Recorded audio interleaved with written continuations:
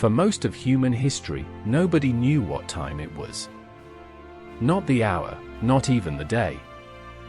Then someone built a machine humans would end up obeying forever. Ancient civilizations didn't measure time the way we do now. They measured it by the sun, the seasons, and natural rhythms nobody could control. Sundials appeared in ancient Egypt as early as 1500 BCE, casting shadows to mark rough divisions of the day.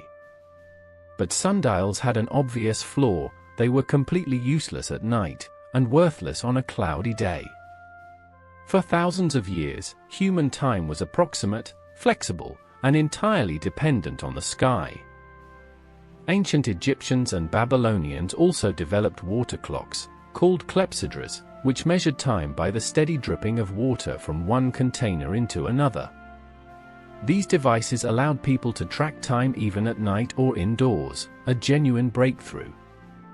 Yet water clocks were imprecise, affected by temperature and evaporation, and required constant attention and refilling. Humanity had found a way to measure time without the sun, but not yet a way to measure it accurately.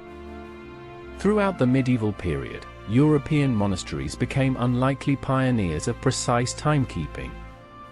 Monks needed to wake for prayers at specific hours throughout the night, and by the 1200s and 1300s, many monasteries had developed mechanical clocks using weights and gears to ring bells at fixed intervals. This wasn't really about knowing what time it is the way we think of it today. It was about disciplining an entire community to a shared, unchanging rhythm, whether the sun had risen or not. These early mechanical clocks spread from monasteries into European town squares throughout the 1300s and 1400s, and something significant shifted.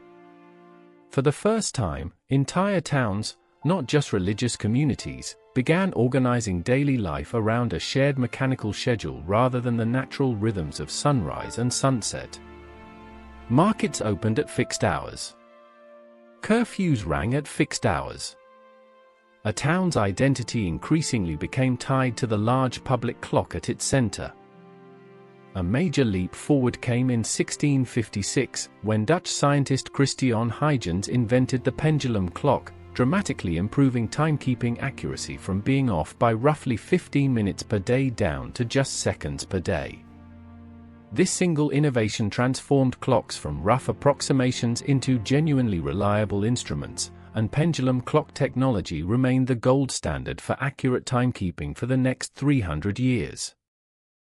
As clocks grew more accurate and more common, an unexpected transformation began taking place. Humans started organizing their entire lives around the clock, rather than the clock simply reflecting natural rhythms.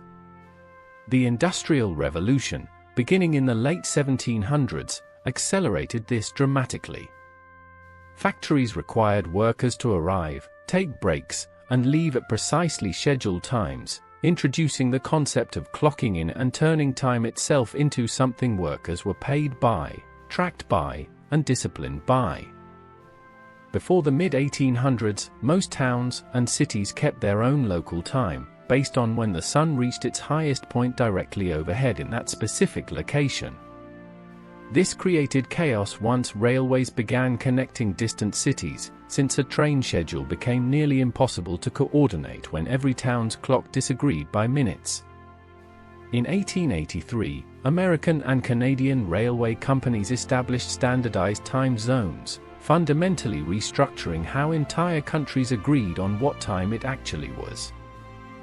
This standardization culminated in 1884, when representatives from around the world gathered at the International Meridian Conference and formally established Greenwich Mean Time as the world's reference point for global timekeeping.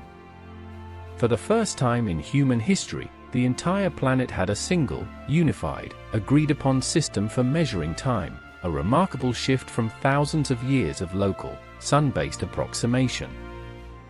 The 20th century pushed timekeeping precision to extremes few could have imagined. In 1927, the first quartz clock was developed, using vibrating crystals to measure time with far greater accuracy than any mechanical pendulum ever could. Then in 1955, the first atomic clock was built, measuring time based on the vibrations of cesium atoms, accurate to within a single second over millions of years. Humanity had gone from watching shadows move across a sundial to measuring time at a level of precision the natural world could never have provided on its own. From shadows on an Egyptian sundial, to monks ringing bells through the night, to a global agreement that finally synchronized the entire planet, to atomic vibrations accurate across millions of years, humanity's relationship with time was never natural. It was built, argued over, and standardized piece by piece across thousands of years. Today, a glance at your phone gives you an answer people once had no way of knowing at all. The next time you check the time without thinking, remember, obedience to the clock is one of the strangest habits our species ever learned.